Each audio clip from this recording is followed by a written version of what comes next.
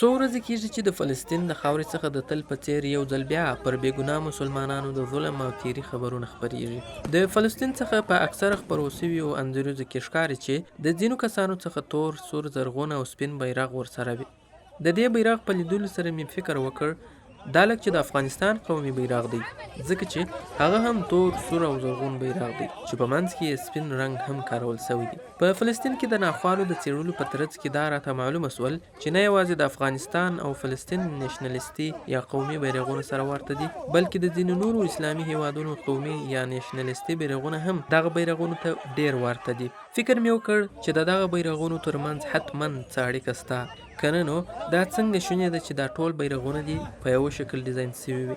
که تاسو غواړئ چې په فلسطین کې د روانو شخړو او ظلمونو په اصل او ریښه پوه سئ، نو اړینه ده چې تاسو د دغه بیرغونو په راز ځانونه پوه کړئ.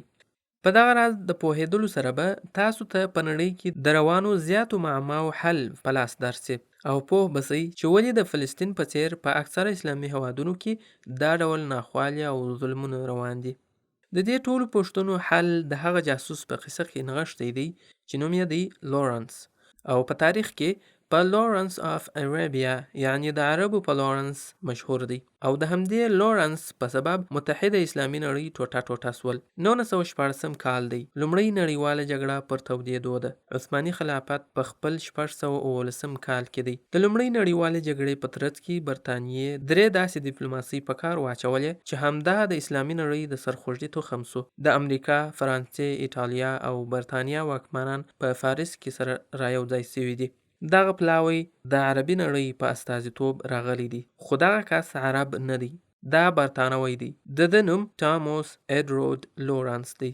نن لورنس د یو افسانوي شخصیت په توګه پیژندل کیږي. د ده ژوند لیکونه، کړنې او ان تاریخي ډرامې د لومړۍ نړیوالې جګړې یاداشتونو ته ځانګړي سوي دي. په عام ډول دی د برطانوي فوز د یو افسر په توګه پیژندل کیږي چې بیا د عربو د قبایلو یو مشر سو او د هغوی سره یې د عثماني خلافت په راپرځولو کې مرسته کوله.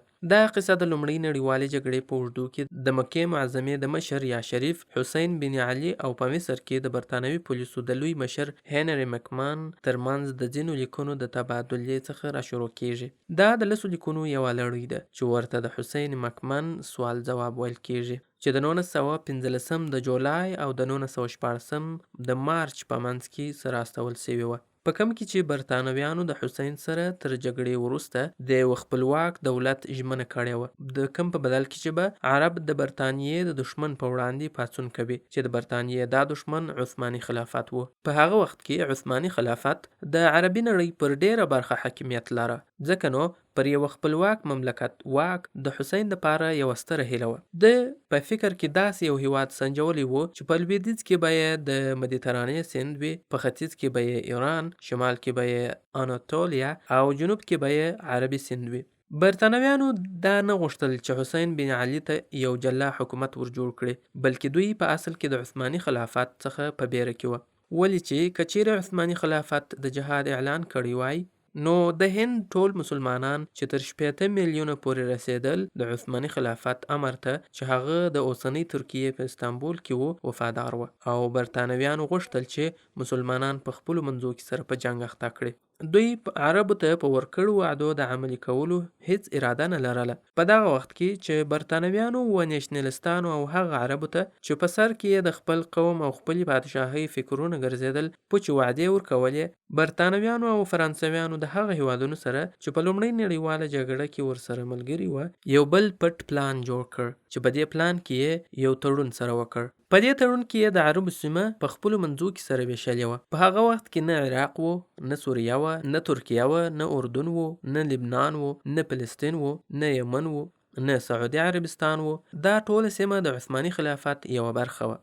دغه سیمې چې اوس بشپړ هیوادونه ځینې جوړ سوي دي د عثماني خلافت ولایتونه وه، چې نومونه یې وه بصره، بغداد، موصل او دا بل اړخ ته دمشق، بیروت او داسې نور. دغه ټوله سیمه چې په اوس وخت کې سوریه، لبنان، فلسطین او اردن دي د شام په نامه یادېدل. د 1914 کال د می په میاشت کې د برتانیې یو ډیپلوماټ چې مارک سایکس نومېدی د یو فرانسوي ملګري فرانس پیکو سره په پټه د سایکس پیکو په نامه په خپلو منځو کې د عربي نړۍ د ویشلو پلان جوړ کړ. په دې سره یې یوه ګټه دا وکړل چې فرانسې او برتانیې ته به دا سیمې په لاس ورسي او بل به په دغه خلکو عثماني خلافت ړنګ کړي.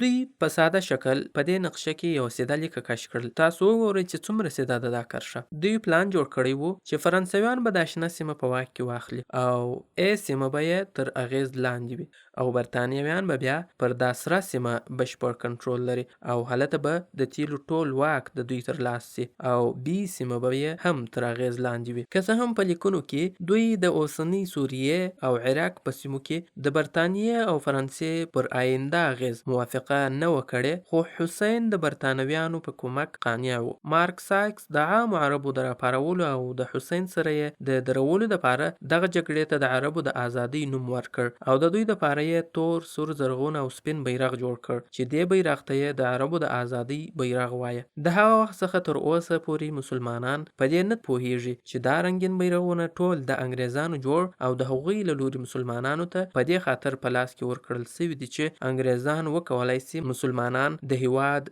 ژبې، وطن او ازادۍ په نامه یو د بل سره وجنګوي او تر خپل واک لاندې راولي. د افغانستان لومړنی بیرغ هم په 1928 کال کې وروسته له هغه ډیزاین کړل سو چې امان خان برتانیې ته د یو انګریزي بادشاه کینګ جورج وی لیدنې ته ورغلی او هلته یې د لومړي وزیر سټینلی بالډوین او نورو انګریزي چارواکو سره وکتل او تر هغه وروسته یې افغانستان ته تور، سور، زرغون بیرغ هم ډالۍ کړ. په اسلامي نړۍ کې د تور، سور، زرغون بیرغ اصل برتانوي انګریزان دي، خو له بده مرغه بې خبره مسلمانان همدا د برتانیې جوړ او ډیزاین بیرغونه تر اوسه لا هم خپل ارزښتونه بولي او آن قرباني ورباندې ورکوي. د دې بیرغ او د ازادۍ د شعار سره حسین بن علي په مکه معظمه کې د 1960 د جون پر اوله د بغاوت اعلان وکړ. فقط یو څو ورځې وروسته د حسین زامنو فیصل او علي د مدینې منورې پر ښار حمله وکړه چې د 12,000 نفریز عثماني کنډک څخه د ښار سره د اورګاډي تمځای هم ونیسي. خو تر 3 ورځو پرله پسې حملو وروسته عثماني ځواکونه چې مشري فخر الدین پاشا کول وتوانېدل چې حمله کوونکي د مکې معظمې څخه پسې واخلي. خو د حسین غدارانو د مکې معظمې د ښار سره د طائف تاریخي ښار هم محاصره کړ. په همدې وخت کې برتانوي کښتیو د سرې بحیرې ساحلي ښار او د عثمانیانو خزې هم بمبار کړې. الوتکو پر عثماني ځواکونو حملې وکړې ترڅو د مخته تلونکو عربو د پر شا تمبولو څخه یې مصروفه کړي. د جولای په اخره کې د جدې، رابغ او یانبو ساحلونه د غدارو عربو په واک کې سول. په دې سره برتانویانو ته دا زمینه برابر اسول چې په حجاز کې عربو ته مهمات زیات ورسوي. دلته نو لورانس صحنې ته را داخلیږي. برتانوي فوج یو فوجي دسیسه په کار واچول چې عربي مشران یې په مصر کې د برتانوي کمیشنر سره په ګډه پر مخ بوزي. په دغه وخت کې مصر د برتانویانو لخوا اشغال شوی و. د 1914 د اکتوبر د میاشتې څخه لیټرن ټي ای لورنس د برتانوي توپونو سره عربي باغیانو ته روحیه ورکړل چې په مکه مکرمه او طائف کې د عثمانیانو کوچني کنډکونه محاصره کړي او لورنس د حسین د زوی فیصل مشاور سو. پر دې سربیره عربو باغیانو دومره سړي هم نه لرل چې عثماني ځواکونو ته ماته ورکړي. همدا ډول ډیرو عربو د باغیانو د دې بغاوت ملاتړ هم نه کاوه او په منځني ختیځ کې اکثر عرب د دې عربي نېشنلزم او قوم پرستی پر ځای عثماني خلافت ته وفادار پاتې سول. خو برتانویانو بیا د عثمانیانو پر وړاندې 1,000,000 فوجونه لرل، خو عرب یوازې 3,500 کسان و او نه یې سوای کولای چې د عثماني خلافت مشري په وکړي.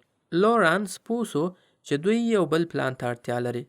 غدارو عربو باید چې د عثمانیانو پر هغه مواصلاتي لارو بریدونه کړي وای چې دوی یې عربو ته رسول، مثلا د حجاز د ریل ګاډي پټلۍ. د فیصل کسانو 1919 کال پر پټلۍ باندې په بریدونو تیر کړ. کوچنیو غلچکیو ډلو به د برتانویانو په امر د پټلۍ ځینې ځایونه الوزول، پلونه به یې خرابول، د اوبو ټانکیانې به یې الوزولې او ان ځینې هغه تمځایونه به یې هم ورانول چې دفاع به یې کمزورې وه. بغاوت ښه په جوش کې روان و چې مسلح برتانویان او یهود فلسطین ته په راکوچېدو سول. په دې وخت کې هغه پټ اسناد افشا سول چې 2 کاله وړاندې برتانویانو د حسین سره د یو آزاد عربي حکومت وعده کړې وه. برتانوي حکومت د بالفو اعلامیه هم نشر کړل، په کم کې چې د دوی سره په فلسطین کې د یهودو لپاره د یو ملي ټاټوبي وعده سوې وه. پر دغه توافقنامو د کشمکش سربیره عربي غدارانو د حجاز پر پټلۍ خپل حملو ته دوام ورکړ او د برتانویانو سره یې مرسته وکړل،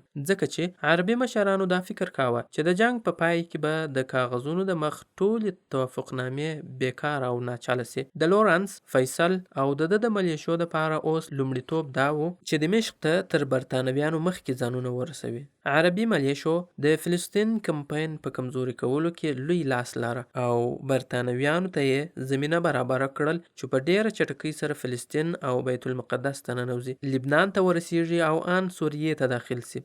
د فیصل ملیشو د شمال پر لور د دمشق خواته د تلو کوشش کاوه چې د 1918 کال د اکتوبر پر لومړۍ حالته ورسېدل. یوه میاشت وروسته عثماني امپراتورۍ اوربند ومانه او عرب غدار مشران د خپلو بادارانو سره د سیمې پر سر په خبرو اترو او مناقشو اخته سول. په راتلونکي کال کې منځنی ختیځ د برتانیې او فرانسې تر واک لاندې پر څو برخو وویشل سو چې د دې کرغېړنې معاملې او جوړجاړي اغیز تر اوسه د بې ګناه انسانانو ژوند اخلي. Around 200 in Gaza have been killed so far, including the population is terrified. They've started moving from Gaza.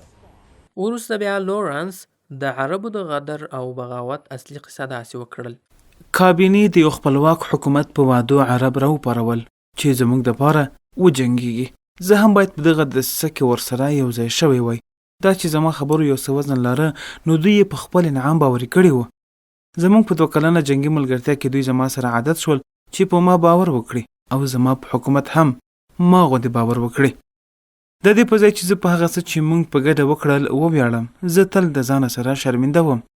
دا معلومه خبره وه چې که موږ جګړه وګټو نو د دغه وعدو څخه به یوه لا هم عملي نشي.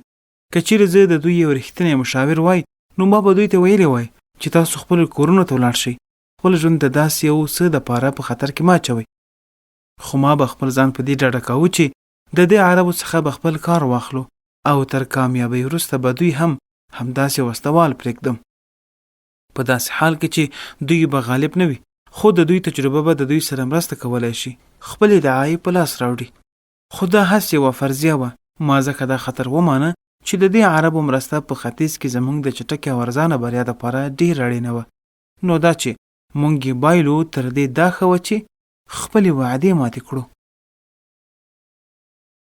همدا دلیل دی چې موږ باید د فلسطین دعوا ونه کړو. موږ باید خپل قدس او شام وغواړو، ځکه چې د فلسطین په غوښتلو موږ د هغه عربو غوښتنه راتازه کوو چې اسلامي نړۍ یې سره وویشل. هغوی هم د عربو ازادي غوښتل، خو د اسلام ازادي یې نه غوښتل. اسلام یو اسلام دی، هغه که په هند کې وي او که په فلسطین کې وي، او بیرغ یې هم یو دی. د نړۍ په هر کونج کې که مسلمان وي، هغه زموږ د بدن د یوه غړي غوندې حیثیت لري. موږ یې په ځورولو ځورېږو او په غم یې غمجن کېږو. او کفار که په هر شکل وي، هغه زموږ دشمنان دي. په مرستو او وعدو یې هیڅ باور نسته. تاریخ په خپله غېږه کې هر څه محفوظ ساتلی دي. موږ باید د تاریخ څخه زده کړه وکړو. په خپلو نیکو دعاو کې د فلسطین مسلمانان تل یاد ساتئ. تر بیا مو ابراهیم وفا پر الله جل جلاله سپارم. د خدای په امان.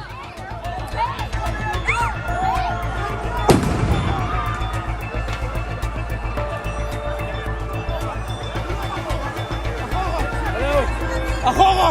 شو أخوها؟